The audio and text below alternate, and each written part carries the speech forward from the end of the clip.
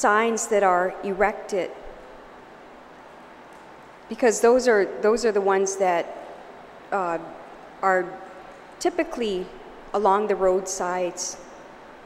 They're erected or they're attached to with rebars and wires. So I think if we were to include the word freestanding, maybe that'll accomplish the objective of the bill as I understand it, and then dispense with all our concerns about things like bumper stickers or pictures or posters, that might go on the surface of a private property, including a vehicle or someone's house. So I would recommend adding the word somewhere on there. Political signs means all freestanding, perhaps.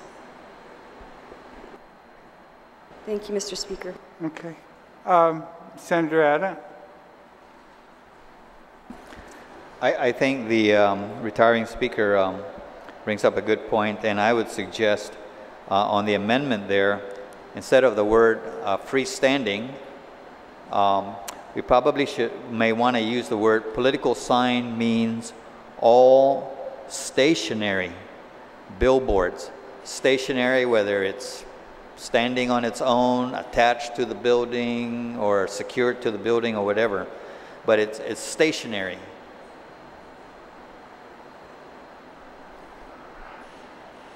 Senator Nicholas. Thank you, Mr. Speaker. That just raises the question too, though, about electronic signage and those electronic signs that have, we've been through this before, but if somebody buys a spot on the TriVision ad on the intersection there at ITC, that's not. Does that meet the setback requirements? And then if it's moving because it's electronic, would that be a violation of the sign law as a result? So just some additional dialogue for consideration.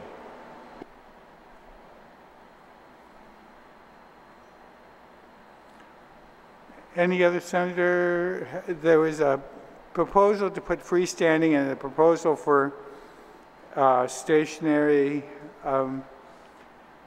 but right now we have this written amendment before us, or proposed amendment. Can we all decide which one you would prefer? Or stationary, freestanding stationary? Senator Estevez. Thank you, Mr. Speaker. If I could muddy the waters a bit and propose one more, for it to read, political signs means all erected stationary billboards, posters, banners, or displays, which would be consistent with the last line that also describes all implements used to erect said signs.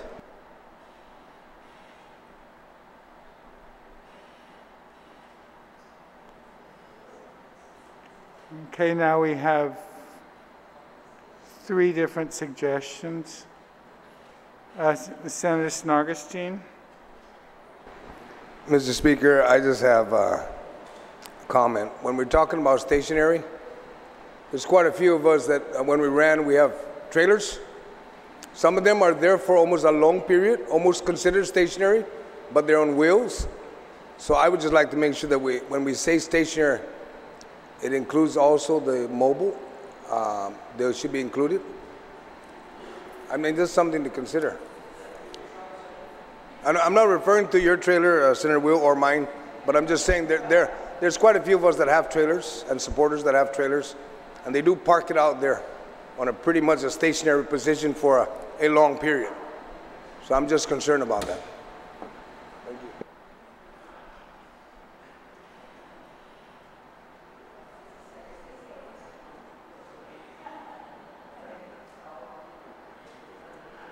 you. Any other senator?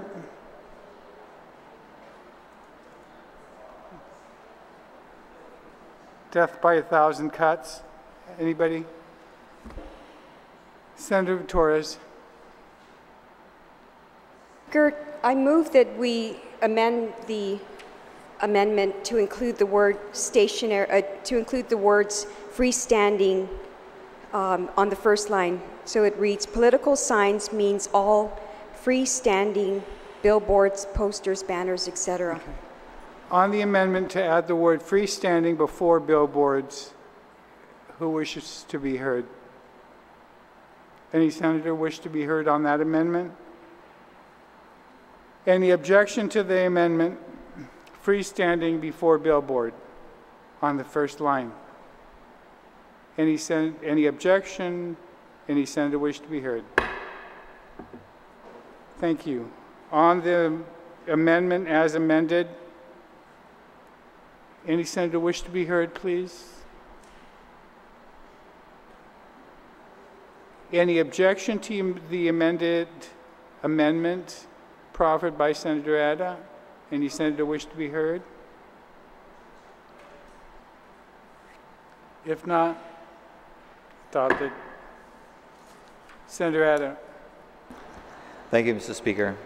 Mr. Speaker, the second amendment I would like to make, and we'll put in another section, is we want to make sure that this sign, although in as much as we want to remove political signs from the public rights of way, I don't think we really want to prohibit the technique of roadside waving. And so I would like to propose a new subsection D of the hell. Anyway, an amendment that reads, the provisions of this section shall not apply to any political sign as used in this subarticle temporarily erected in connection with roadside waving by a candidate who actively attends said roadside waving. So what that means then is by saying that this will not prohibit signs where the candidate is there actively attending to the sign, that will be allowed. But what will not be allowed is when that candidate takes 3 of his supporters, station them up by Micronesia Mall along with the signs, another 3 supporters down at Kapua Park, another 3 supporters, so that then he's spread all over, right? So we've got all these political signs and whatnot. But I think we can narrow it down by saying, fine, you can be there temporarily, but the candidate must be actively attending to that sign. And so in any given day, that candidate will only be in that one location. So that's the amendment that I'm making.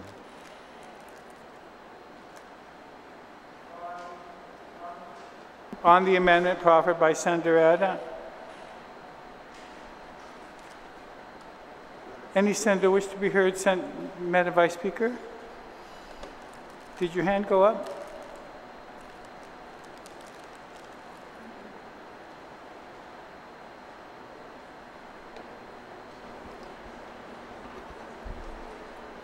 Thank you, Mr. Speaker. I just rise, I guess, to ask if the author of this amendment would be amenable to amending it. I would like to amend it to remove that actively attends said roadside waving. I really don't have enough people in the last campaign who could wave for me when I'm not there, but I just can't see the harm in that. I've seen people do it, and I don't see the harm. I think I like to see that there are supporters of certain candidates. We're going to have a big gubernatorial election coming up, and I wonder how this affects waving on the day of election, which kind of has become, you know, a very enjoyed process by people on Guam, I think, to get into the campaign, show their support for certain candidates. But I guess if we're allowing the exception for roadside waving, then it must not be a safety issue. And if it's not a safety issue, then I think we should allow people to wave at the roadsides in support of whatever political idea they might have. Thank you, Mr. Speaker. Senator Torres. Mr. Speaker, perhaps the solution then would be to amend the word, replace the word candidate with citizen or person or supporter, or I would say just citizen perhaps. So I would move to amend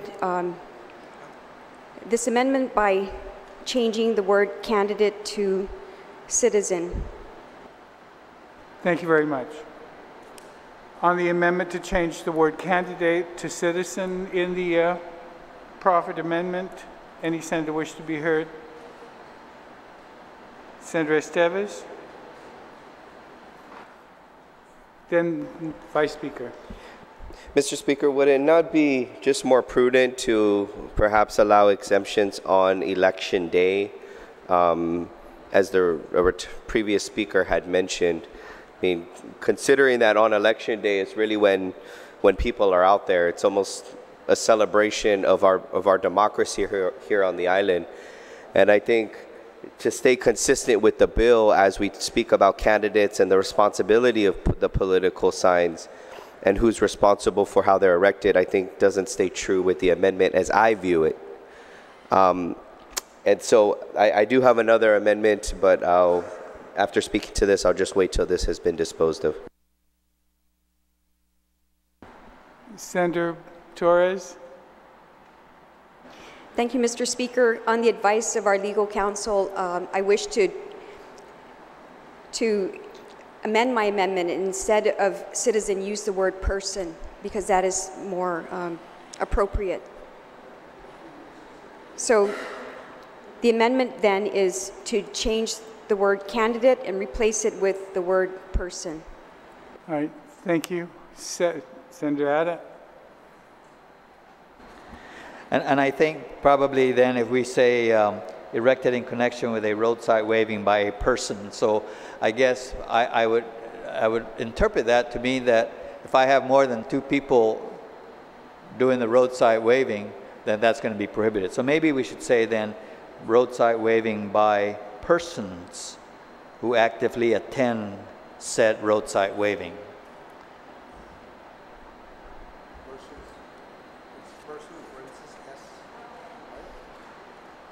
Senator Estevez, on that.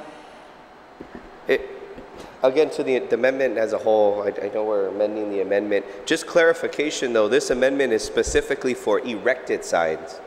So people going out there holding signs and holding banners already don't apply to this amendment. If perhaps the author of the amendment could maybe just give clarifications as to the purpose and intent of this amendment, specifically to erected signs. Is that correct? No, this pertains to, I go out there with my handheld placard, right? So, I mean, I'm not going to go out there and put up my 2x4s for a 1-hour roadside wave, obviously. So, you know, we all have a good idea of what roadside waving consists of. You go out there, you take your signs off the truck, stand them up on the ground, you wave, finish, load them back up, go to your next location. So as the amendment reads, and with the consistency of the bill with regards to what erected means, erected is going to be inclusive of people going out there holding either a sticker or a banner, which is temporary in nature, but is that to apply to this as well? I would think that it would be broad enough so that since everybody's concerned about election day, if on election day some people do put some rebar down and put up a couple of 4x6 plywoods and wave by them, that would allow for everybody's concern about election day, because I know that in the last election, except for my little feather, everybody else had huge signs and trailers that were 16 by 20. And I appreciate the author providing clarification. At this time, I will object to the amendment. I think it would be more prudent to allow an exemption for an individual in exercising their personal free speech to be able to take a sign, go out there and be able to wave on a corner as an expression of free speech. Now, with regards to regulations by the government, I think anything erected in the ground or any type of public property should be allowed. But to prohibit somebody from taking a sign, holding it on their person, and exercising their free speech and their democracy, I can't support that. And that's why this does not apply to that. Exactly, I understand that. But I think just a broad exemption would be more acceptable. Either an exception for erected signs, which means they're constructed and placed into the ground on government property on election day. And it would be more prudent to have an exemption for somebody exercising their freedom of speech by taking out a sign themselves and holding it without installing it into the ground. And I think just delineating that and being very specific as to what it entails and doesn't entail, I think would be more prudent. Thank you, Mr. Thank you. The amendment is person or persons. I guess it's persons who actively attend said roadside sign waving. So, is there any objection to that? Senator Espaldon. Mr. Speaker, you bring up a good point, because if we just leave it at persons, that implies that it would have to be at least more than one person. And if it was person or persons, then that would be inclusive of just one person being able to stand by the roadside or more. But if we just use persons, it could be interpreted that you would have to have more than one person standing by the roadside. And there are some candidates who actually do it by themselves, who have no supporters, or at least, who come out and wave with them. They prefer to be seen individually by themselves without anybody else waving. And we've known some candidates who have done that in the past. And I'm one of them. So it would seem to be that you brought up a good point. Should it be person or persons? And maybe it should be both. Okay. So now it's now morphed into person or persons. Any objections to that amendment?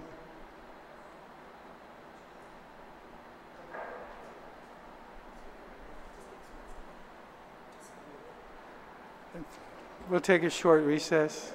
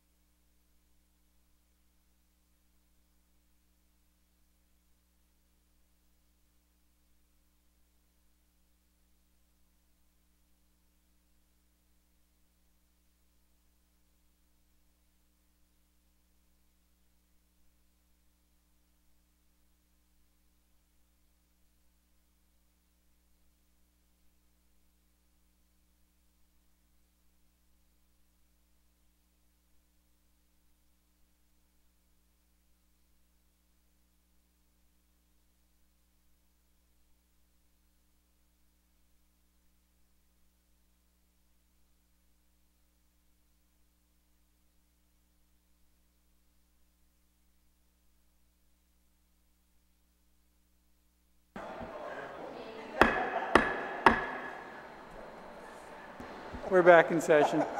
Senator Atta. Mr. Speaker, I wish to withdraw my amendment, and I have a new amendment to replace it in view of the fact that we've had many changes to it already. So I wish to withdraw the previous amendment. And any objection? So the new amendment has been passed around, and it's a new section 61-541E of Chapter 61 is annotated to read. Should read the provision. I'll put the grammatical changes to the legal counsel, but the provisions of this section shall not apply to any political sign used in connection with roadside waving on public property by persons who actively attend said roadside waving.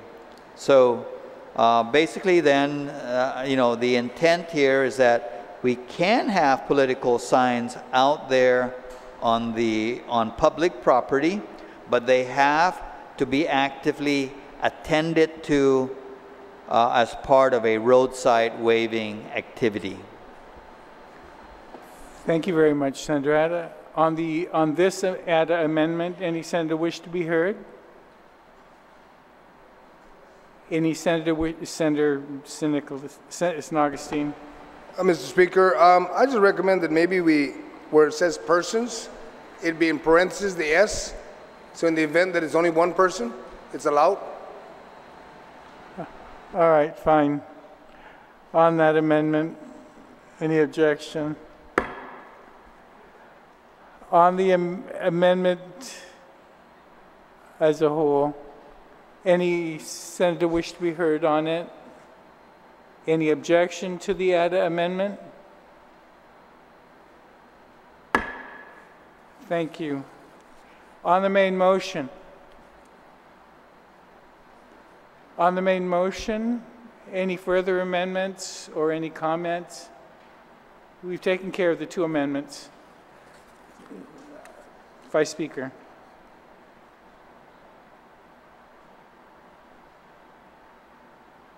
Thank you, Mr. Speaker.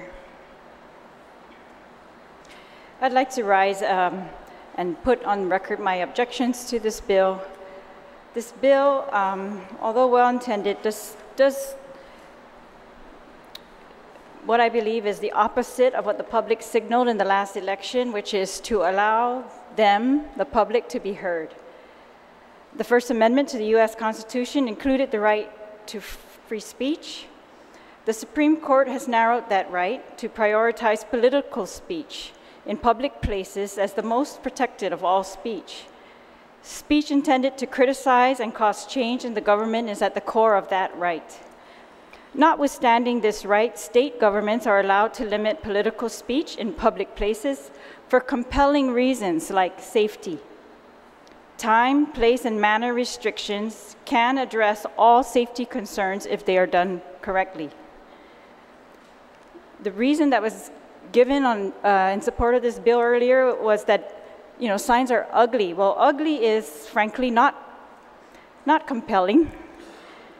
But time, place, and manner restrictions can also address all ugly concerns if those are done correctly. This bill, instead of narrowly limiting political speech so that signs are safe, goes far beyond and limits all political speech on all public property, maybe with the exception of that amendment that we just passed, roadside waving. It does not ban all unsafe signs on public property, as it does not repeal the law allowing charitable or civic organizations to post signs for 60 days. This bill would ban those, like we saw in the last election, who want to campaign against candidates from doing so where they are more likely to be seen. It bans those who want to campaign for or against referendums, like gambling or smoking or tax increases, from campaigning on public property. It bans new candidates from using the exact same mechanism that members of this body used to get into office. It requires that a new unknown candidate must ask people in various villages for the favor of putting a sign in their yard. Worse, it requires that incumbent elected officials will seek the favor of residents of different villages to put signs in their yards. Does this give an advantage to candidates with more connections to private property owners? Does this set up a situation where we are encouraging special interests or return favors for private property owners? When signs are allowed on government property, everyone has an equal footing and has the opportunity to publicize on that government property under limited restrictions. Frankly, I believe that signs on public property should be safe. They should also be allowed in a manner that is fair to all sides of a political issue.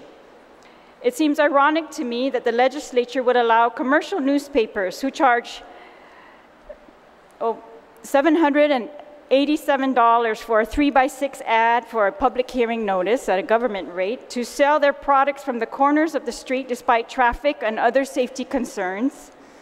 But we are going to limit new candidates from posting safe signs that pose minimal risk to traffic. I do not believe that political signs posted in safe manner during the limited campaign season or with carefully drafted restrictions are necessarily ugly. In fact, in light of the special legislation passed for electronic signs that were for 50 years deemed ugly, ugly is a ridiculous criteria to be used today. I appreciate that political signs limited by safety factors is a beautiful part of Guam's culture that remains alive today. That our grassroots, the working people of Guam who may be too busy working to watch TV or go on Facebook, are still interested in their government, that they are open to new faces, that candidates take pride in placing their signs in locations that do not block scenic or cultural landscapes, and who appreciate that signs are not necessary in too many tourist areas. That signs display promises, that they continue to display cultural emblems or values, and they're creative. That a person without the backing of a large company or large companies and without the ability to put ads in the newspapers can run for office through a grassroots campaign. If there's no harm, then why are we limiting that? I can't help but wonder who really will benefit from this bill, because it looks to me that incumbents will have even more of an advantage in the next election. Incumbents benefit from TV broadcasts, newspaper interviews, press releases, resolution presentations, and many more things. If we need to change the law to ensure safety or ensure that there are no rebars left behind, or so that DPW can more easily enforce that law, or so that they are more fair for the use of public property, then let us do that judiciously without blanket prohibition on the chance of beautifully new faces. And so I stand in objection to this bill, Mr. Speaker, and thank you very much. Thank you, Madam Speaker, Vice Speaker. Any other senator wish to be heard on the main motion? On the main motion, the bill, Senator Nicholas. Thank you, Mr. Speaker. I appreciated the sentiment shared by the retiring speaker. I'm quite torn of this measure myself. I agree that on both sides of the issue that there's safety concerns with respect to allowing for the placement of signs on easements. I agree on the other side of the coin that there are certain advantages to those who are able to access private properties more readily than those who are not. But at the same time too, when you talk about advantages, I mean, as an incumbent, you definitely will have an advantage in fundraising. You would have an advantage in mobilizing people to be able to put up your signs. I think we get better with it over time too, and so you learn to get your stuff all in deadline and get all of your people out in place to get all the best locations as quickly as possible. I mean, as we struggle to try and level the playing field, there's just so many different things that we have to weigh. And as far as the safety is concerned, I do recall on multiple occasions throughout the various campaigns, just observing other signs being put up that were not conforming with the existing regulations. And those existing regulations were in place to try and create a more safe environment. And, you know, and then it becomes one of those scofflaw things where if you're an incumbent and you're, you know, you have some political clout already and you're not abiding by the sign law, the powers that be are less inclined to enforce it on you because there may be consequences. You know, I mean, there's just all kinds of different variables that come into the equation. And it's sad that the circumstances being what they are, it's come to this point where, you know, do we or do we not discontinue the placement of signs on public easements? Is the overriding safety concern such that we need to discontinue the practice? One of the things that was mentioned by the retiring speaker that I really sat back and took notice of was the mention of those groups that have an interest to advocate, whether it's for or against casino gambling, whether it's activist groups trying to stimulate change within this body from the outside. Yeah, I mean, those guys are going to have a more difficult time accessing private property. You would be empowering the interest groups that have the deeper pockets or the better connections to be able to access the private property. So I very much struggle with the question. I don't quite know how I'm going to vote on it, but I do want to register my concern. As we strive to try and make it better, I hope that we don't also make it worse. And I'm going to have to continue to just struggle with the question going into the voting on this measure, but I wanted to kind of get up and voice not only the struggle that I'm having, but the fact that, you know, there's just so many different things to consider. Thank you, Mr. Speaker. Thank you, Senator. Senator Ada, on the main motion. Thank you, Mr. Speaker. Mr. Speaker, I rise in support of Bill 138 because I think that this bill actually marks our transitioning into the age of electronics.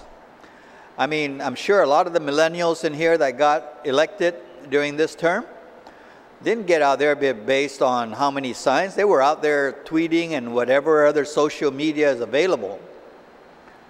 I myself haven't graduated past the email. Once in a while I use WhatsApp.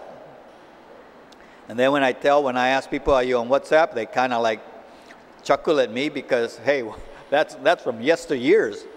But the truth of the matter is that, you know, the way of campaigning and having signs out there, that was probably the only way you can get the word out.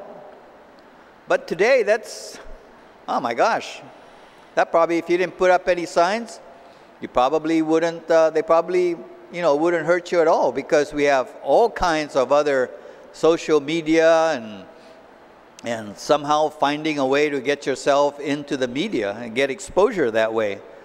So, you know, this thing about, you know, taking away the freedom of speech and all that, personally, I feel that you know, if somebody feels that by not allowing these signs that they're kind of put at a disadvantage, the truth of the matter is that you're not going to get elected on the basis of how many signs you put out there. You're going to get elected on the basis of how effectively you have developed a network and going out there and meeting with people, and, you know, meet with 2 people, and then those 2 people talk to their other 2 friends, and it just keeps mushrooming. And that's the way it's going to happen. So, you know, in winning an election, there's just so many things that's involved. You got to go out there and you got to cultivate the field. You know, you can't come out of obscurity one day and say, I'm going to run, and then hope that you're going to be able to win. You got to go out there and stimulate that network. So I don't, you know, and it's foolish to think that you're going to be able to run a campaign and spend $0. It's just not going to happen. You are going to have to use the print media and whatever other media that is affordable. Because obviously, I know I couldn't afford the television media. I mean, just to put out a TV ad, just the production alone is probably about $1,000. And that's just a talking head. So, you know, if you're gonna commit to running to a campaign, you do have to spend money, get that exposure. And yes, it doesn't, you know, we're saying you can't, it's not that you can't have any billboards, but you only you must limit it to just private properties. So I think we've come into an age where the political billboards out there on the public rights-of-way really becomes a visual assault. I don't care how pretty or how handsome you are on that billboard. It's still a visual assault. So I think that's the whole spirit of what we're trying to do here. We're trying to eliminate a lot of that, because quite frankly, I would rather, as I'm driving down the road, look at the trees and help that to relax me as I'm driving home after a long day of work, rather than seeing all these billboards. You know, a billboard of a candidate that covers what, maybe a couple of hundred feet. So I really think that we are in a day and age where if we eliminate at least this aspect of the campaign activity, the billboards on the public rights-of-way, there have many other alternatives to get your exposure out there. So I stand in full support of Bill 138. Thank you. Thank you very much, Senator. Any other senator wish to be heard on the main motion? On the main, Senator Nelson.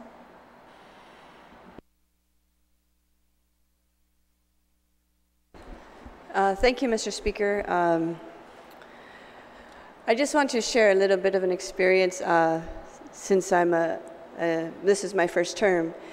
And I'm feeling a little bit conflicted about this bill because being a new candidate was not easy. It was not easy to raise funds.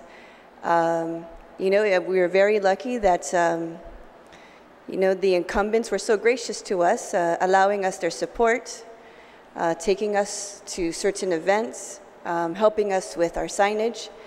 And that was essentially how we got the word out that we were running. And so I feel that to really push this agenda forward with limiting political signs or not having it, to do away with it altogether, essentially creates an unfair advantage for those that are currently in the legislature.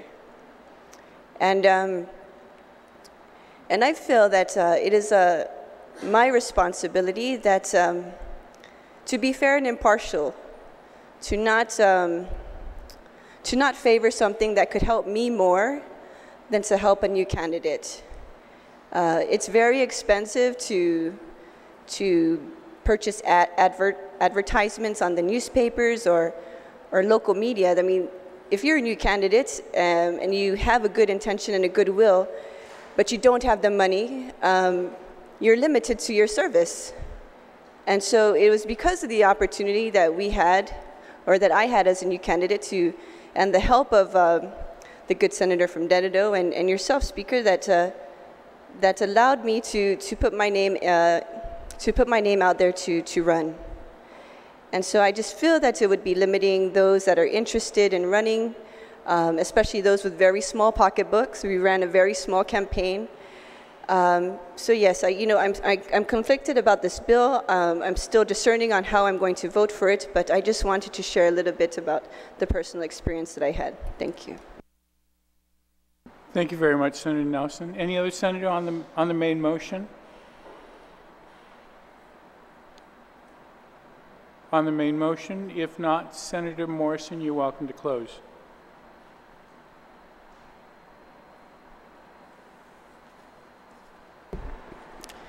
Thank you, Mr. Speaker. I do appreciate my colleagues' concerns. I thank all those who contributed to the discussion and helping to move this measure forward.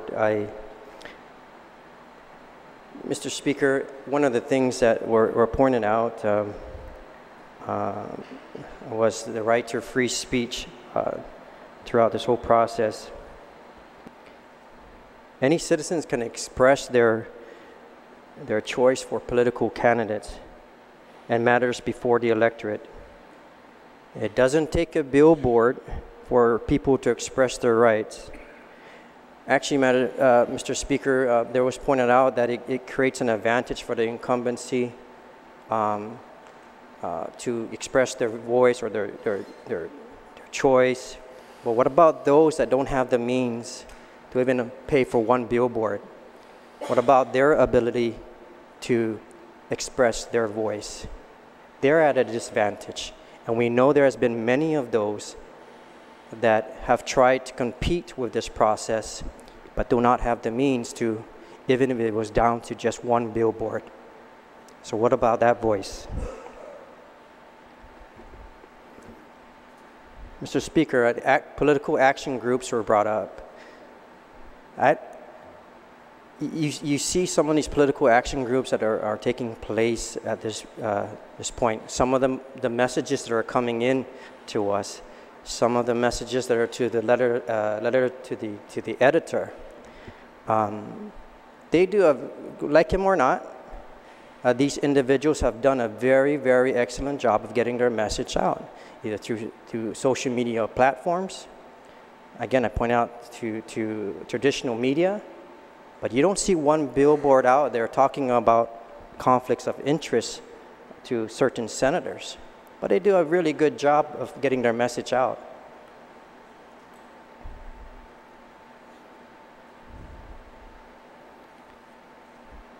The Latedzan group.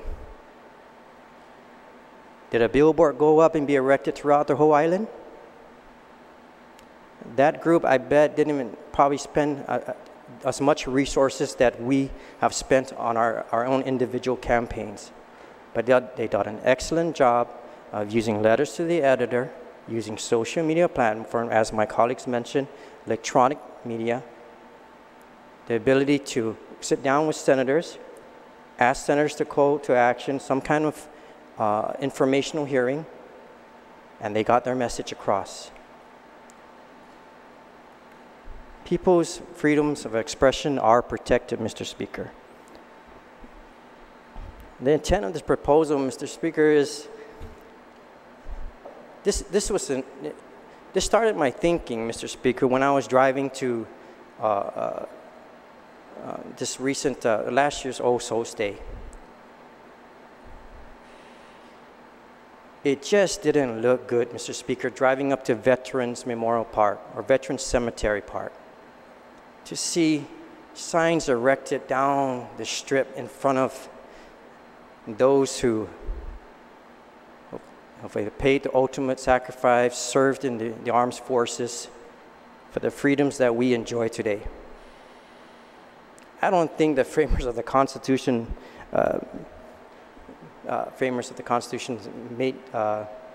put this First Amendment in place for that type of activity to take place in front of our cemeteries, not yet our veteran cemetery.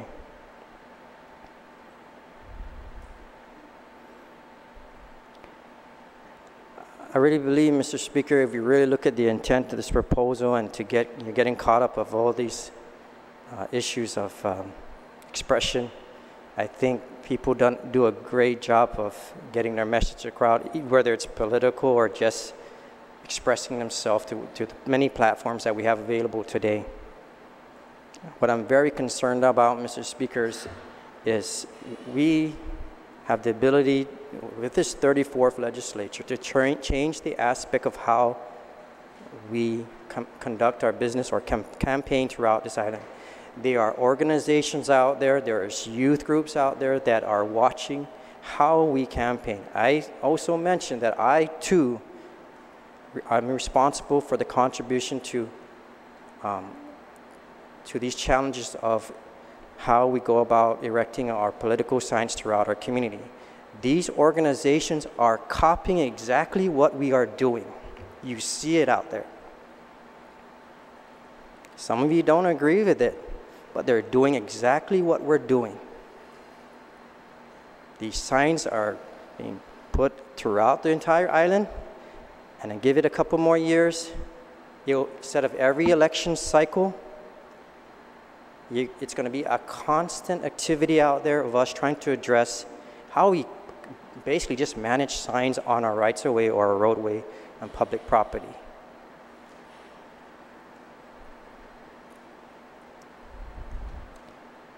Yes, we haven't heard any complaints, Mr. Speaker, because a lot of folks are expressing themselves on private property right now.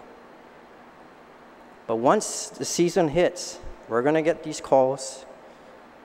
People are going to start going to social media and saying how unsightly these signs are put in scenic routes.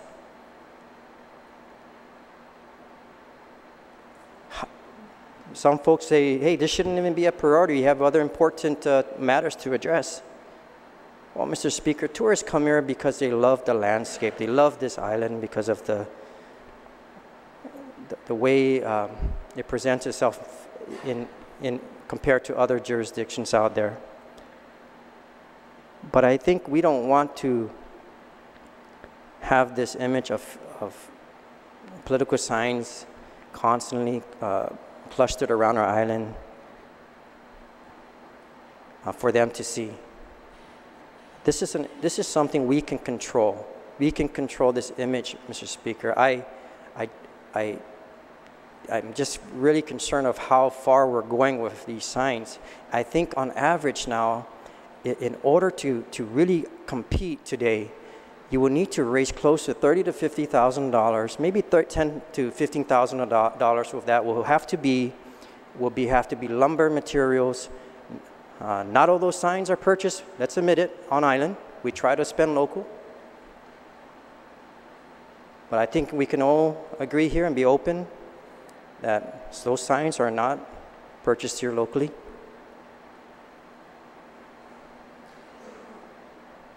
But if we're talking about the advantage of those who come out and try to compete, to start off with $10,000 to $15,000 out of their pocket to get one billboard up or a couple of billboards, that's a challenge for them to express their view or their opportunity to run as a candidate. Social media is really taking the wave of how we go about our campaigning. We can constantly campaign. We don't have to wait. For those who are wanting to run, they can start now. We don't have to wait for a billboard. Based on the demographics of just Facebook alone, there's more than 100,000 registered folks on that platform just on Guam. And that's free.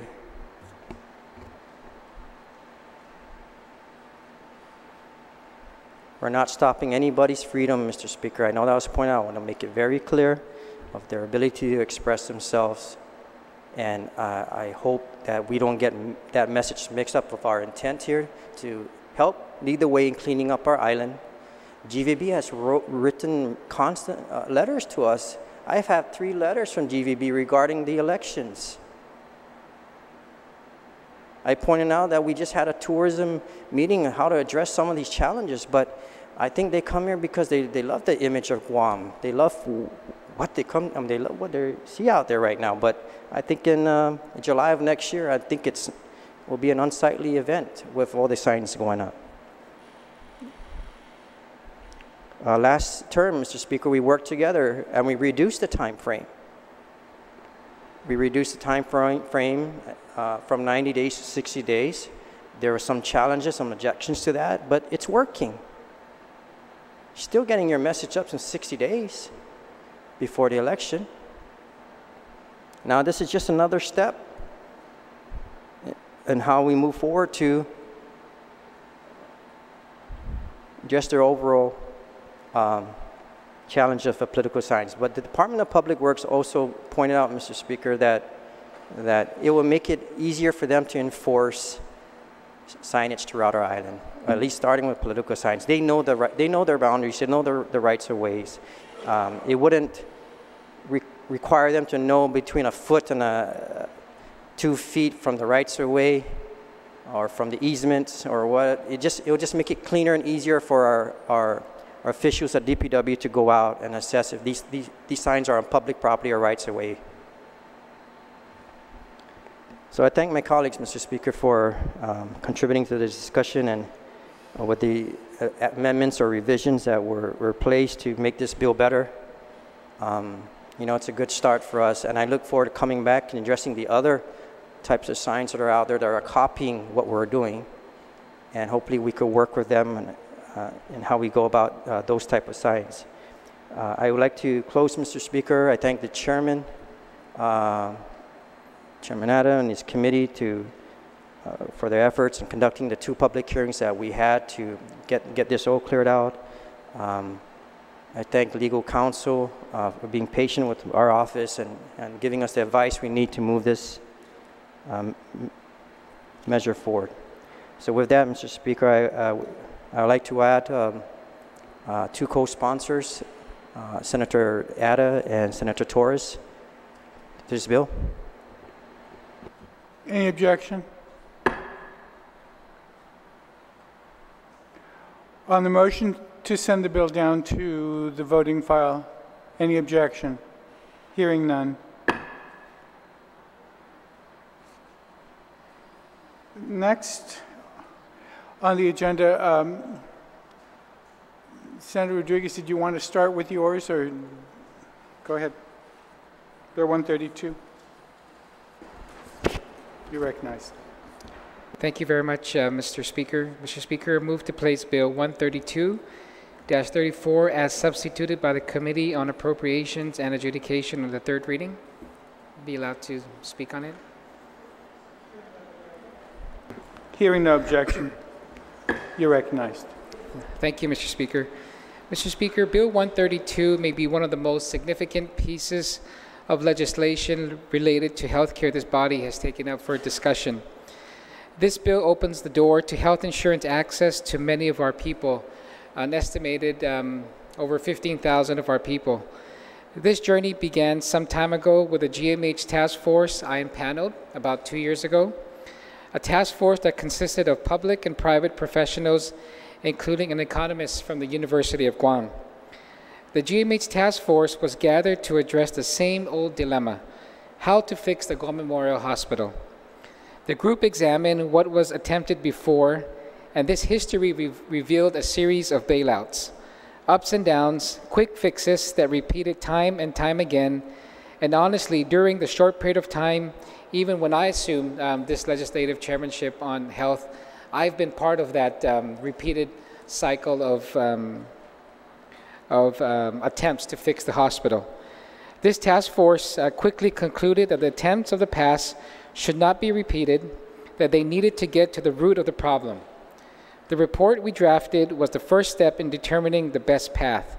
And the GMH task force report has been made available, is on my website as well. From this report, additional work began. We laid the tools out in front of us, tangible tools that we could use. One of the tools was the Affordable Care Act.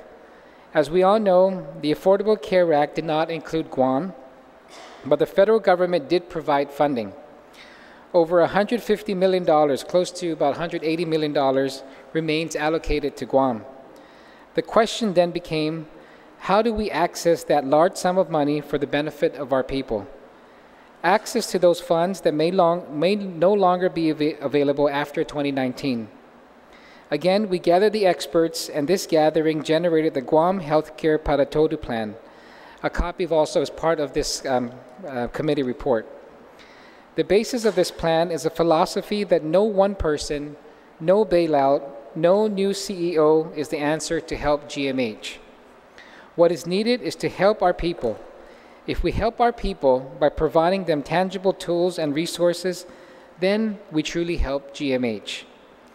The other part of the philosophy is that we must all share in the effort. The plan must spread the burden among many in order to lift GMH up and, quite frankly, solidify the entire healthcare infrastructure on our island. The answer we developed was to expand health insurance to a large portion of our residents. This plan is a managed care, employer-sponsored plan that pulls the private sector and government sectors together. It is a pilot program that puts us on the table with the federal government. Although Bill 132-34 was introduced with the intent of its content being passed into law to immediately take effect upon approval of the federal government, the version we have before us, Mr. Speaker, the substitute version, takes on a different approach, which to me is acceptable, Mr. Speaker. Thanks to your committee, this approach will provide the Department of Public Health and Social Services the flexibility and latitude as they pursue the Section 1115 waiver. Mr. Speaker, the Section 1115 waiver, 1115 Medicaid demonstration waiver provides states and territories an avenue to test new approaches in Medicaid that differ from federal program rules. Waivers can provide states and territories considerable flexibility in how we operate our programs beyond what is available under current law. While not set in statute or regulation, a long-standing component of Section 1115 waiver policy is that waivers must be budget neutral for the federal government. This means that federal costs under a waiver must not exceed what federal costs would have been for that state or territory without the waiver, as calculated by the administration. Based on the plan called for in this bill, it will be a budget neutral impact on the federal government, which from the onset passes the first test of survival for our 1115 waiver application. The funding mechanism that we're proposing in this initiative, Mr. Speaker, uses the remaining Affordable Care Act money that we have allocated for Guam, uses that as the federal government's 55% share, and then now proposes that we use in our local share, the 45%, proposes that we have three sources of funding. One would be an employer share. Second would be the employee contribution, and the third would be a government subsidy. The Affordable Care Act made Section 1115 waiver subject to new rules about transparency, public input, and evaluation. In February 2012, HHS issued new regulations that require public notice and comment periods at the state and federal levels before new Section 1115 waivers and extensions of existing waivers are approved by CMS. The Affordable Care Act also implemented new evaluation requirements for these waivers, including that states and territories must have a publicly available approved evaluation strategy. States and territories must also submit an annual report to HHS that describes the changes occurring under the waiver and their impact on access, quality, and outcomes. God willing, Mr. Speaker, that if we pass this bill and it's signed by the governor, the Department of Public Health and Social Services will be able to move forward with the 1115 waiver process and will be required to have additional public hearings. So what we have before us here, Mr. Speaker, is the bill before us is materially different from the initial bill as introduced. At least the approach is materially different. The bill as introduced was, if we passed it, would become law, and that would be the gospel. That would be what public health would have to ask the federal government to approve. But with this approach, in that we are providing the mandate to public health to seek this waiver and use the contents of the bill as introduced as a guide and template, really gives them the flexibility in order to work on what may work and what may not work in this pilot program. What is crystal clear here, Mr. Speaker, is that this initiative will ensure that if approved by the federal government, will ensure that we have a program that we can offer and provide to our people, working working class individuals, Mr. Speaker, who right now, because they are $1 or 25 cents or 50 cents over the federal poverty level, are not able to qualify for Medicaid or MIP. And if their employers don't provide them the health insurance, they really are the ones who are at a disadvantage because they have no way to seek health care access. And so this program would provide them that opportunity to be able to get themselves and their families insured. If I may, Mr. Speaker, I'd just like to provide the body with an example. Right now, we have a Guam Medicaid poverty level that if you are between 0 to 108% of this federal poverty level, you qualify for the Medicaid program. If you are a household of one, Mr. Speaker, if you're just an individual, your monthly income must be $837 or less to be able to qualify. That's, if you do the math and you do a full-time, that's about $4 for some an hour. So that's not even a minimum wage earner today. If they are if they're working at a mom and pop store, or even if they're working for one of the bigger companies and they are not provided health insurance, those people are at disadvantage because they have no way to get health coverage. This plan, once approved, would expand the federal poverty level from the 108% to 200%. And for that same one individual that is working, that means now that at 200% of this level, that's $1,550 of your monthly income. That if you make that or less, you would be able to qualify for this pilot program. That equates to about $8.94 an hour for that one individual. So, Mr. Speaker, I ask my colleagues to please consider this favorably. This really is a plan that was worked on for over 2 years.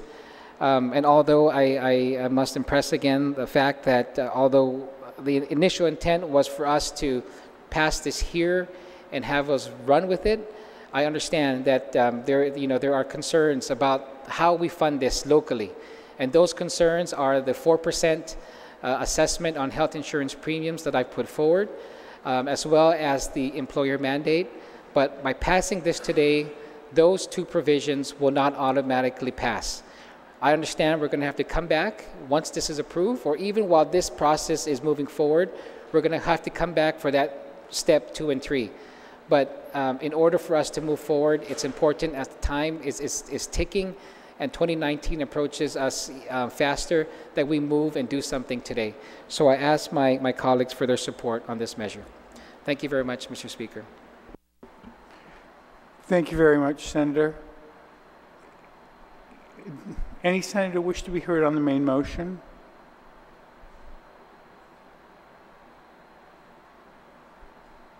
Senator Nelson. Thank you, Mr. Speaker. I just want to rise in support of this bill, understanding that it is an authorization for public health to go forward and lobby for the request to authorize this pilot program. And after speaking with the sponsor and author of this bill, in the beginning I was a little bit hesitant because I was thinking perhaps on a much more grandiose scale of things, and perhaps introducing universal health care. But I feel that that this is a good pathway to universal health care. And also this will also give us the opportunity to utilize this money in the best sense as possible.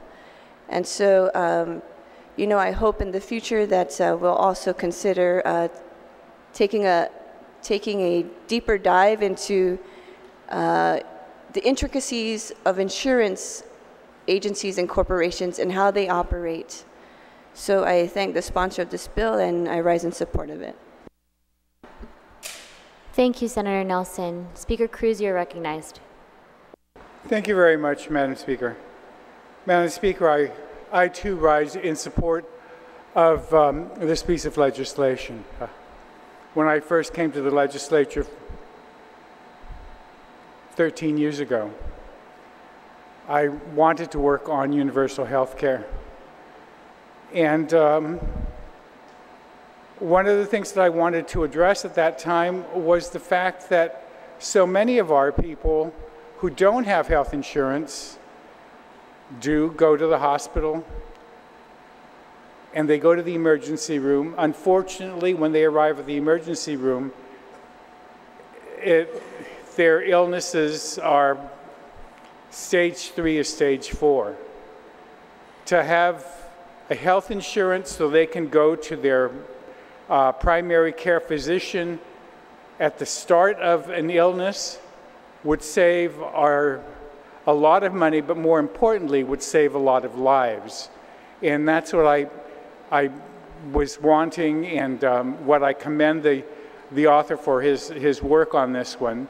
And I want to thank him for allowing the committee to hear the testimony that was given at the hearings, and to understand that to try to implement it immediately would be impossible.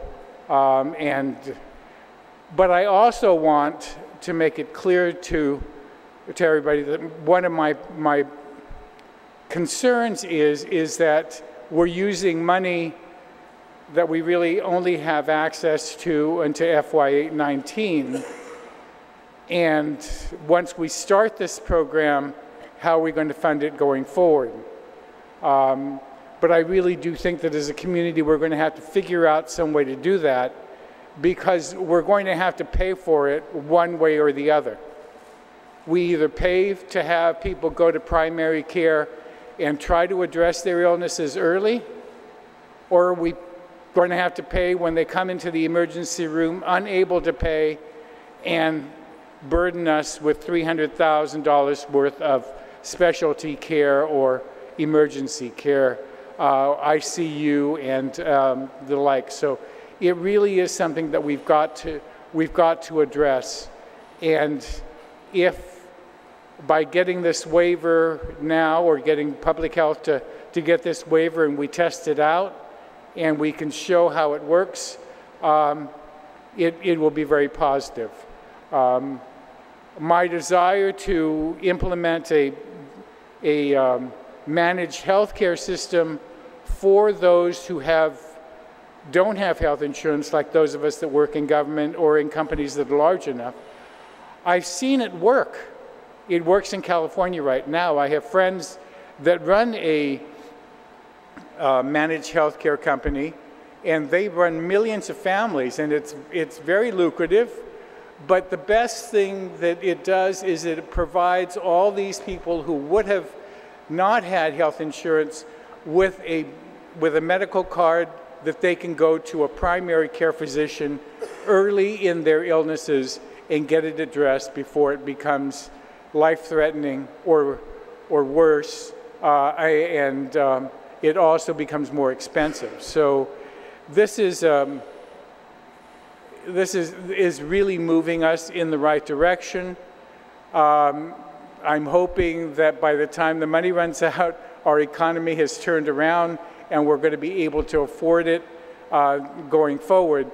But we've got to start to get everybody to understand that there is a way to be able to get the uninsured on our island to go into the hospital, to primary care clinics early, to have their illnesses addressed, and not go to the emergency room constantly because they can't even address a cold or a problem that their children are having before it becomes major. So I rise in support, but I also want to be clear. I think we have to see things honestly. And I'm glad that the sponsor made mention of the fact that we are using the ACA money that was given to us, and that it's only good until 2019. And all of you young people that are going to be here past 2019, you're going to have to start to think about how we're going to be able to afford this once it's started, because people feel once it starts and it gets an entitlement, it's pretty hard to take away. But it really is something that we as a community have to figure out how we can afford to pay it in the same way that we do education, because it is imperative that we address the healthcare needs of our community, and especially those that are unable to get health insurance, and to manage it so that they just don't go to the emergency room and go in, rather than going to see a doctor at $125, they go to the emergency room and it's $1,000 or $2,000 for the emergency room. And the only one that pays is the taxpayer. So this is a good pilot program, and I really do think that we should support it in the hopes that we can finally arrive at a way that we can address the healthcare needs of everybody in our community, especially those who do not have the benefit of health insurance, like those of us who are fortunate enough to work either for the government or for a company that's large enough to afford health care for all employees. So I ask my colleagues to please join me in supporting Senator Rodriguez in this measure.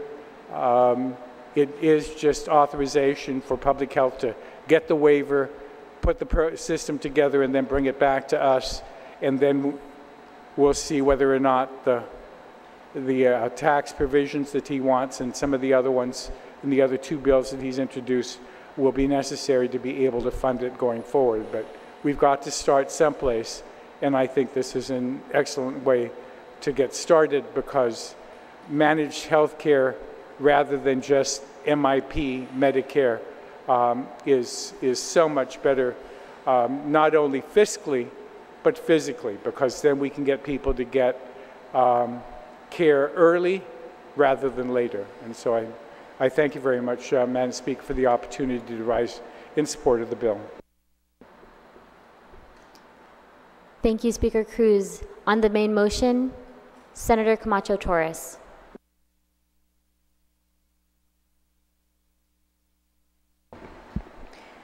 Thank you, Madam Speaker. This was a very complicated measure, although a lot of it had to do with definitions and terminology, but the concept is something that I think is very sound. What has me a little concerned, though, and I know that there's a section in Exhibit A that addresses that, Section 64 specifically. With every type of measure like this, where we understand the good that it has on the community, and there's no dispute on the need for such a program to be initialized and explored, but with everything comes a price. And what I'm especially sensitive to, and I'm sure the committee that worked on this was also very sensitive to, was the impact on the small businesses and what it means to them. Because we know that at any time that there's an effect on wages or cost or taxes, they are the most immediately impacted, and any uptick in expenses results in reduction of hours to employees, loss of jobs for employees, or the extreme where they're forced to close down. But what I do appreciate, though, is that with every problem and with every solution, there is a beginning, and we have to start somewhere. I do agree with that. But what I would hope, though, is that in looking at Section 64 of Exhibit A under Small Business Incentive Committee, that there's a recommendation there that, or a mandate that they shall submit within 90 days of enactment their recommendations for the offset business program.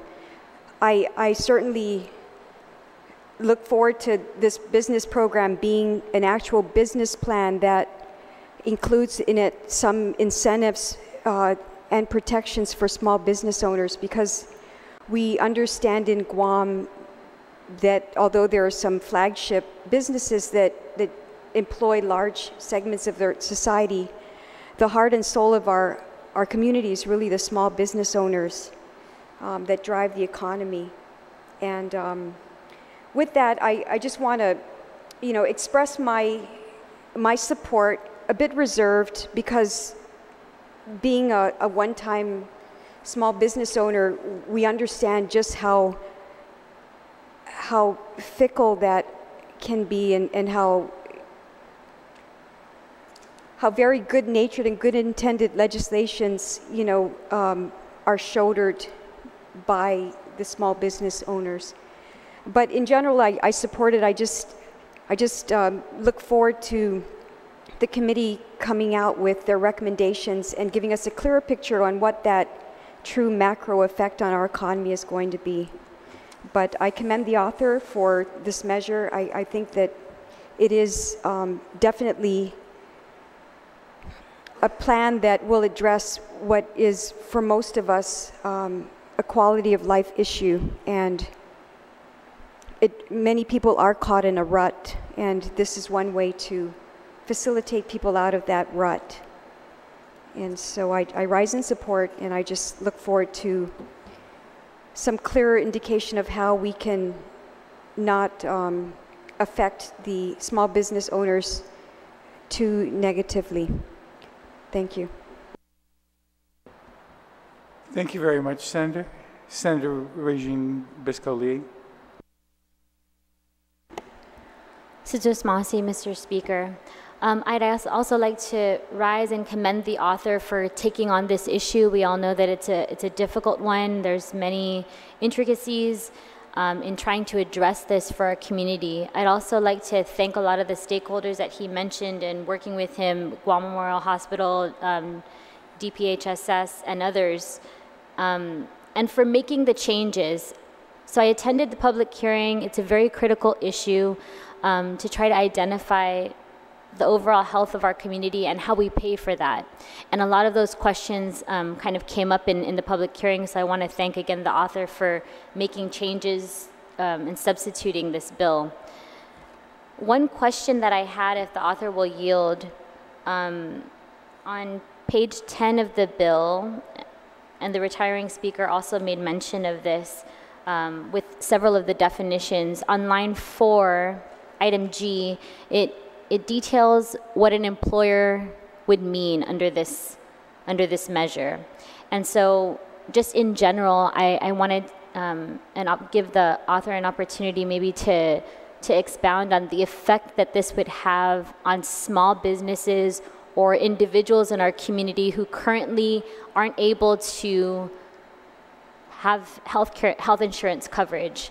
We all know that our health insurance industry here on Guam doesn't provide for individual health insurance. And as a small business owner, I know that it was extremely difficult for me to try to insure myself or any other employees that might have been under my purview. So I just wanted to ask the author if he would yield to the question on the effect on small businesses and individuals. Yield. Yes, Mr. Speaker, thank you very much, and thank you to your colleague for that. Yes, Mr. Speaker, if you are a self-employed, which I ran into one over the weekend. It's a husband and wife who are they're entertainers. They sing for those wedding chapels when they have these weddings. They're not employed by the chapel, they're not employed by the hotels, but they have their own business license.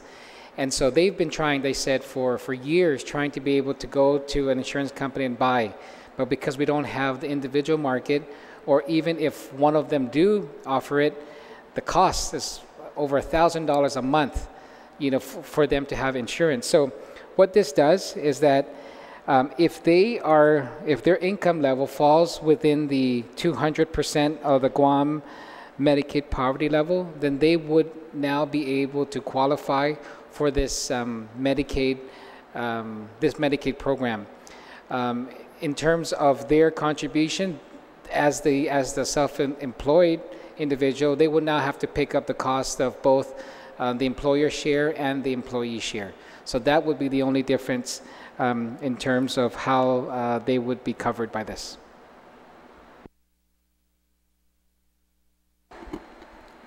Senator Lee. Thank you, Mr. Speaker.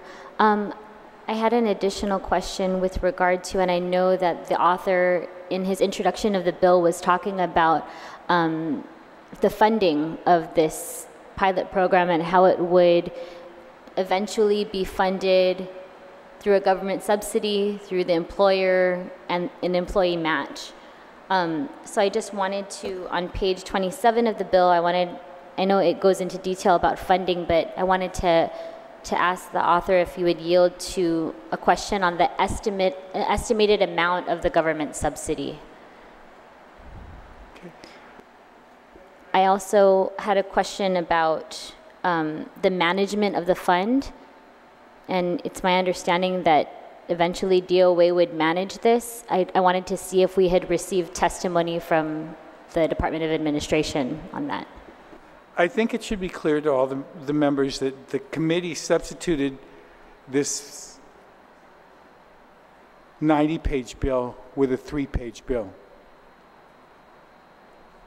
The 90-page bill is an attachment that says that nothing in this 3 pages means that any of this is going to be adopted.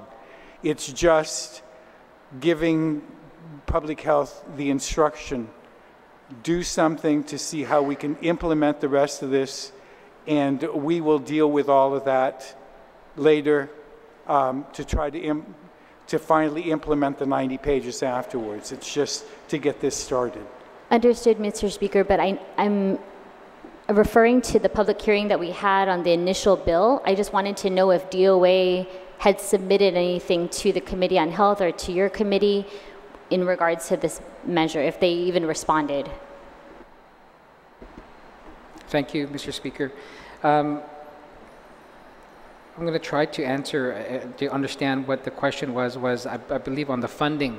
And you're right, Mr. Speaker, that every provision of the exhibit is not adopted if we adopt the Bill 132 as substituted. However, I will speak about how the funding would work once this plan is approved, that we would have to come back for, as I mentioned in my opening, the step 2 and 3.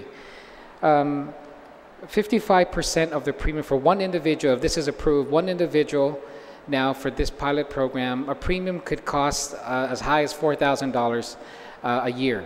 And I'm using the government of Guam as a model. And that's the $4,000 will include the deductible, because it has to be a high deductible plan under Medicaid.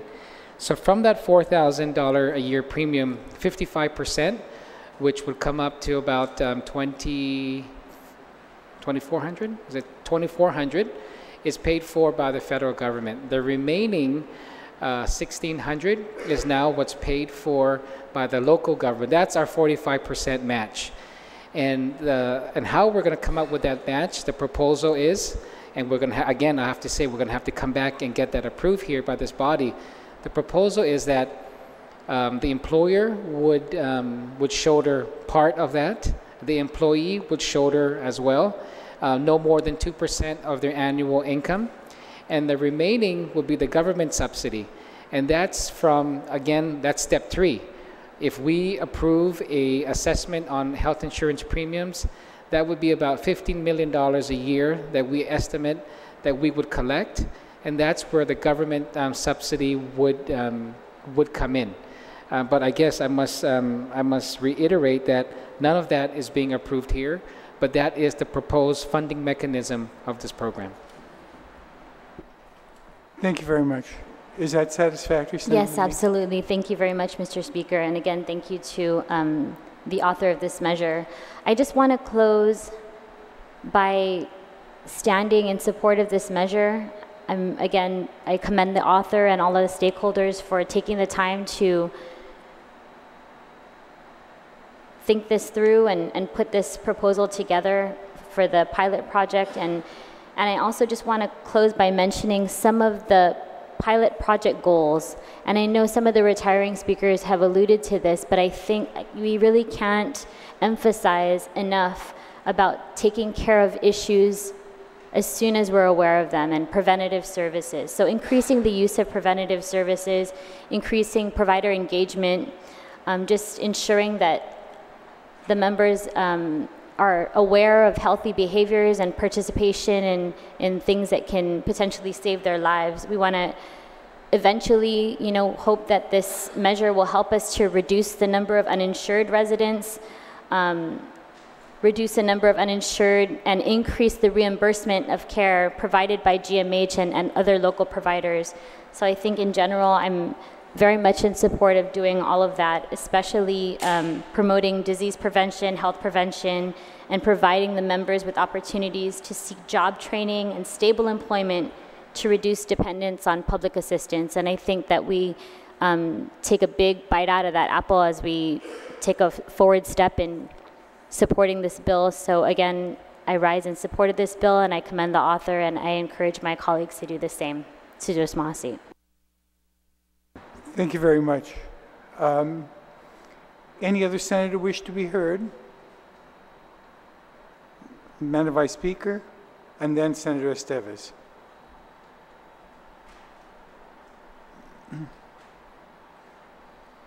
Thank you, Mr. Speaker. I want to commend the author of this bill for this very thorough and extensive attempt to really solve a problem that I know he and all legislatures have been looking to solve for many, many years. I appreciate that there were many concerns brought up at the public hearing, including those brought up by public health. And I see the attempt to, I guess, allay the concerns by instead of adopting the bill that has originally proposed during the public hearing, we will now, this bill proposes to adopt or to direct the Director of Public Health to apply for federal waivers, using this exhibit as the plan. And my concern is how does that really going to work? If they are successful in obtaining a waiver using this very specific proposal as the plan, how does that not bind us to this plan? And if we are going to be bound to the plan, then I think we should really hash out the details contained in it, in the exhibit. And same thing with, it also directs public health to obtain or apply for Medicaid state plan amendments necessary to implement the program proposed in Exhibit A. So we're going to be amending our state plan, or we're allowing public health to amend state plan. And I believe that's our legislative authorization right there to amend the state plan to be consistent with this. And I think it very much then puts into place the provisions of this exhibit. Perhaps not, some that may be challenged. For example, the increased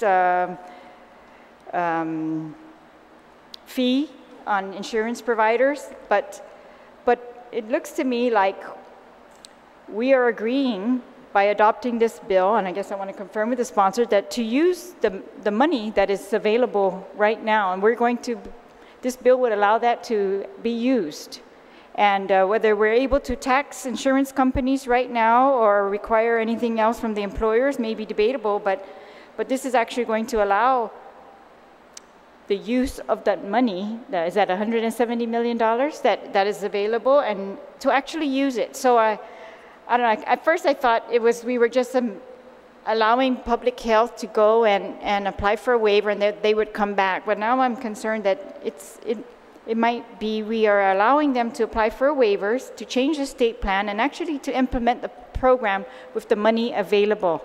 And we're only going to have to come back here to get additional money or to put additional requirements on employers, but that the pilot program, I guess as you describe it, is actually going to, or arguably perhaps allowed to be put into effect. if the sponsor would yield, Mr. Speaker. Thank you. Senator?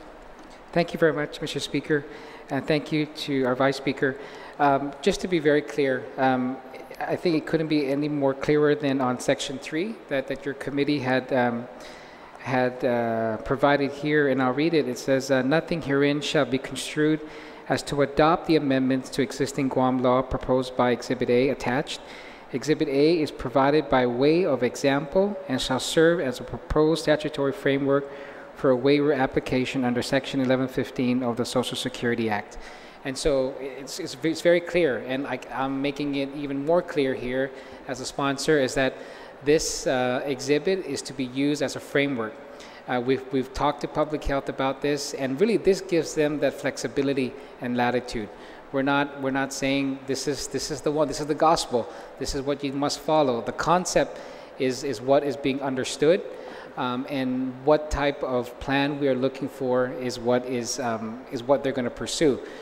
With the waiver, even prior to submitting the application to the federal government, as I read in my opening, there's a public hearing requirement. The public must get involved again.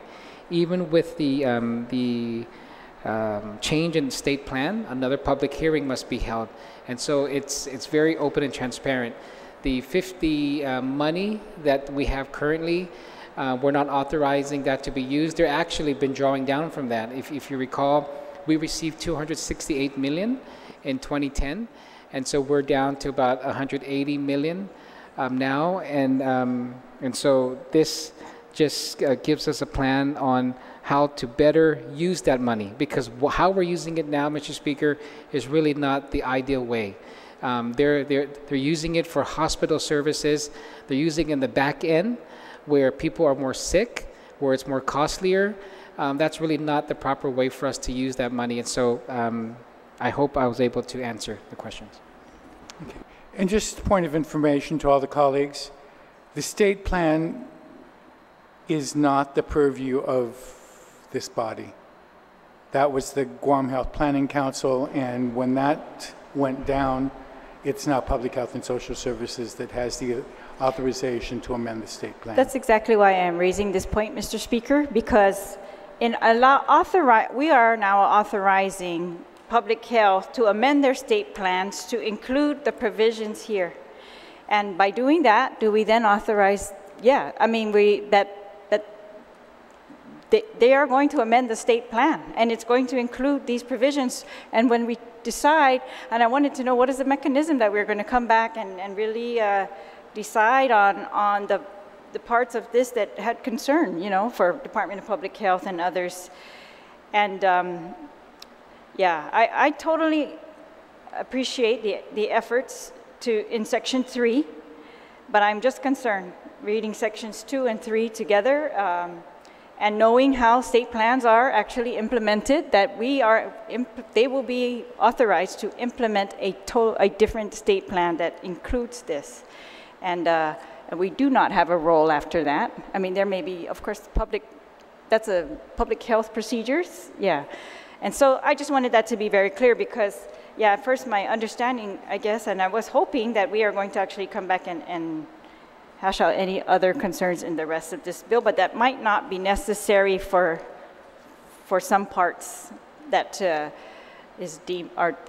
public health will be putting into their state plan, and that they might not require legislative approval on. That's why I'm saying it's possible that those two provisions, the one where we increase a fee on the health insurance providers and the part where we mandate employers to do something, maybe those we might be involved in, but it's possible that the rest, that we are authorizing public health at this point to use the available money in this way.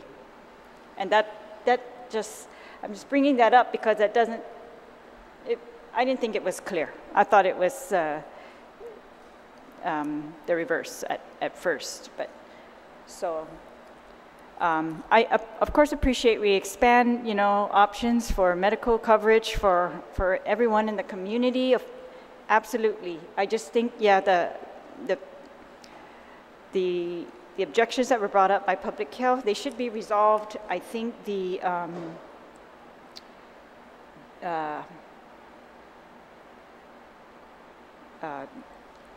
there are objections brought up by others, but yeah, it's really public health because they're the one that's going to be implementing this program that I thought, yeah, absolutely should be addressed. All right, thank you, Mr. Speaker. Thank you to the sponsor also for yielding.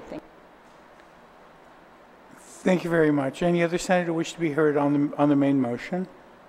Senator Estevez, anybody else? Senator Espaldon after him. Thank you, Mr. Speaker. I rise in support of this measure. I'm very happy that the author of the bill made the move to separate the exhibit from the purpose and intent of the healthcare plan and expansion.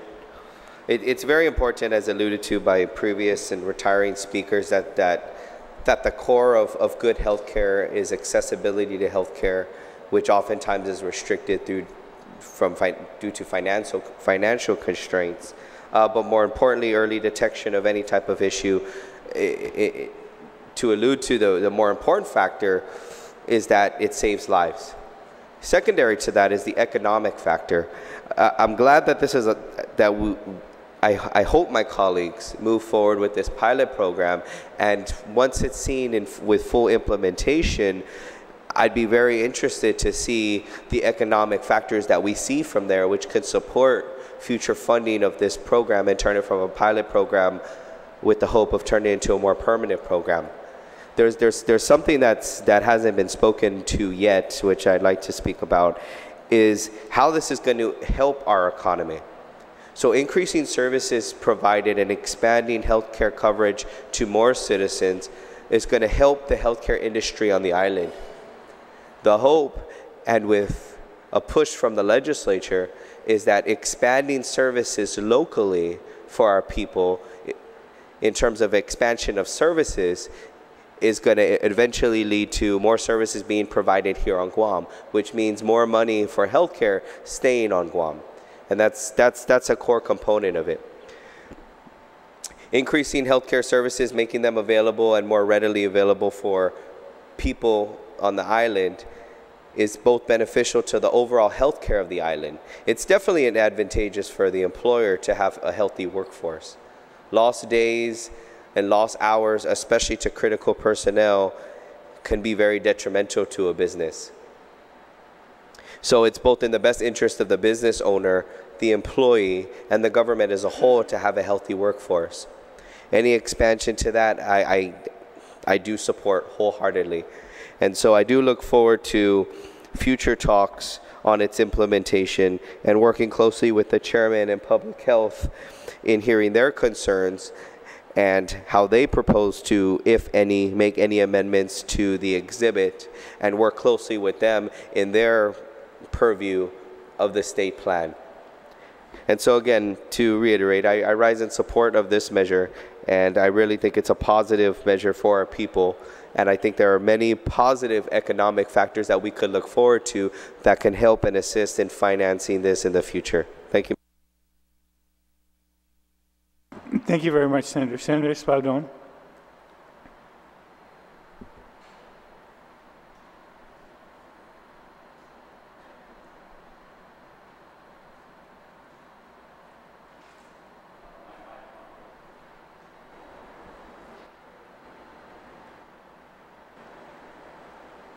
Hello, Mr. Speaker. Thank you, Mr. Speaker.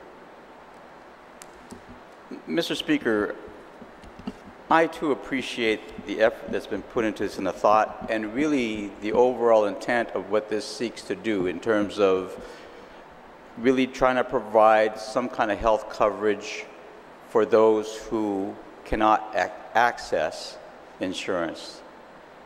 And I know this has been worked on for quite a while, but I do share some of the concerns in terms of being a little more cautious of how we go forward with this. Because even though we have reduced it, or the author has reduced it now to a 3-pager, basically some of the sentiments expressed by the Vice Speaker are valid. And one of the things that she brought up is, at the public hearing, the Director of Public Health brought up several issues that I think that we need to really try to resolve and address before we go forward with even not just authorizing him to go to the federal government and ask for a waiver, but actually mandating that he does it. So this is, the wording on that title is like authorizing director. We're not authorizing him in that degree that he has any leeway to make a decision on whether or not he's going to do it. We are mandating that he does do it. And I guess one of the points that comes out to me that was made by the Director of Public Health at the public hearing on the original bill was one point where he says any approved Medicaid SPA or waiver must be implemented based on the effective date stipulated on the SPA or waiver. It cannot be contingent on the identification of available funds.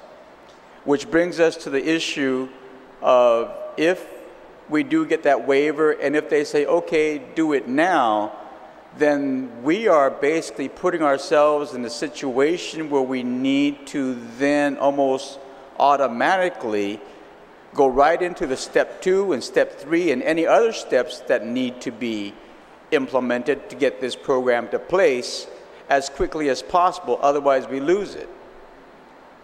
And so to me is like, I think this might be one of those pieces of legislation that maybe deserve more than just one public hearing, especially in light of the fact that even the author himself, on the opening of his statement on this just a few minutes ago, said we said two things that I think were important to understand. First, he says this bill is materially different from what was originally introduced. And by our rules, if it's materially different, it demands another public hearing.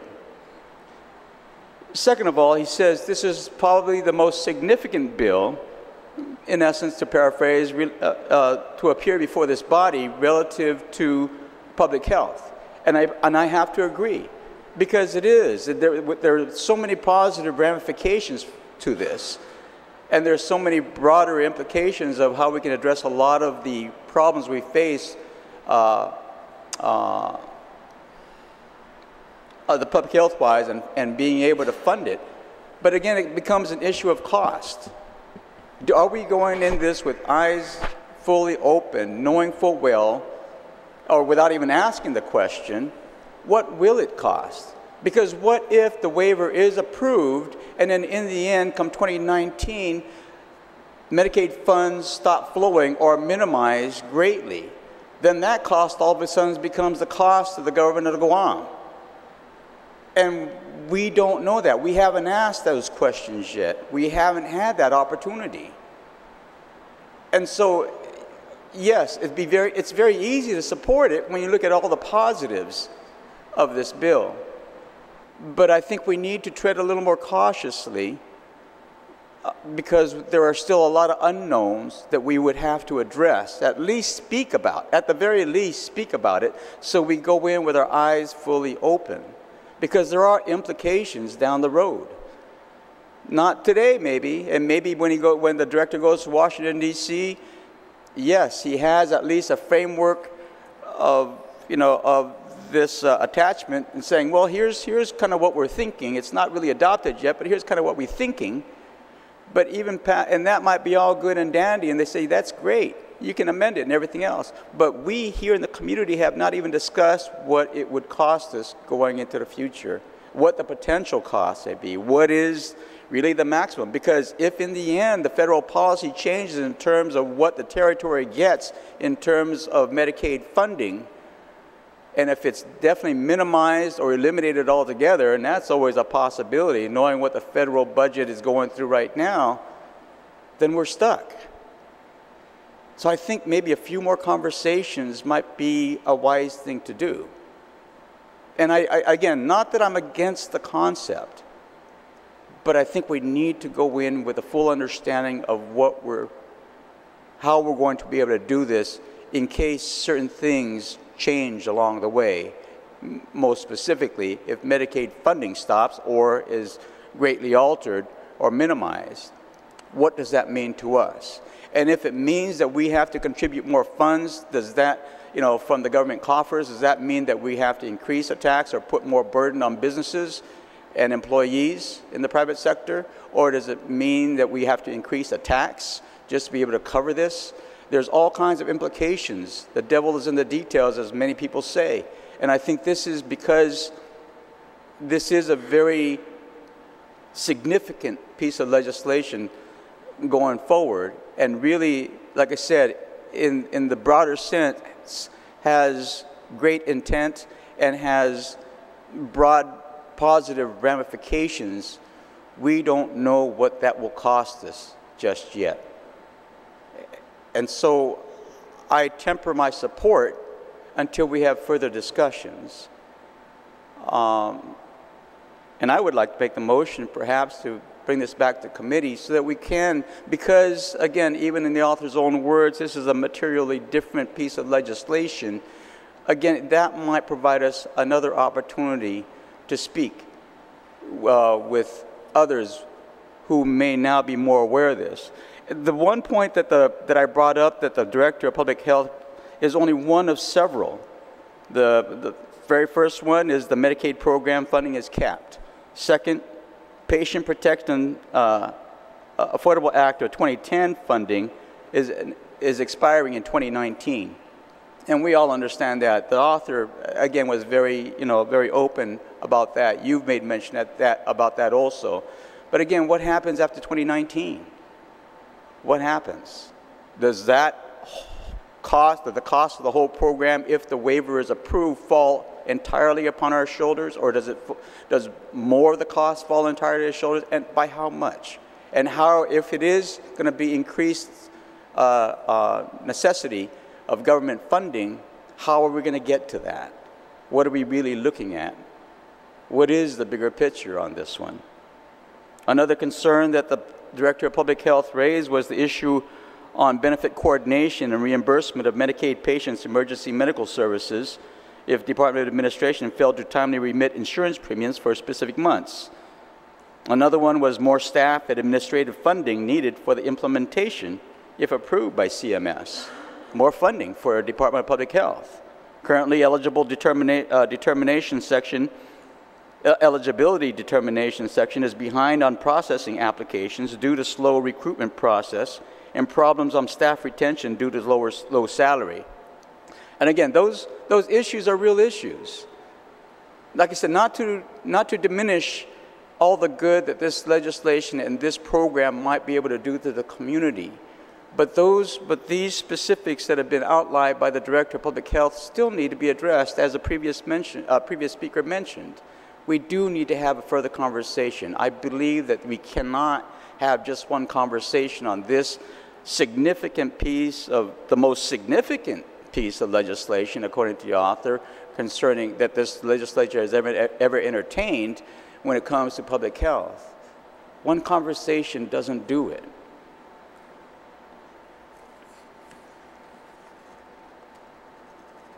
Moreover, the Director of Public Health did say, well, funding should be appropriated to hire a consultant actuary to do a feasibility study research based on this bill's requirement. And of course, that was addressed to the original bill as introduced, and not specifically to this one. But this one basically contains an appendix to this bill that has all the same conditions in it. And of course, even the author said it's only a draft, and it's only going to be the framework for which we can, the Director of Public Health can approach the federal government to be able to get a waiver. But again, it brings me back to the first point that I made, that the Director of Public Health made, that any approved Medicaid, SPA, or waiver must be implemented based on the effective date stipulated in the waiver. And if that date is not in accordance with our ability to set up our program or to have a full understanding of what it's going to cost us, then we could actually be putting the cart before the horse at this moment.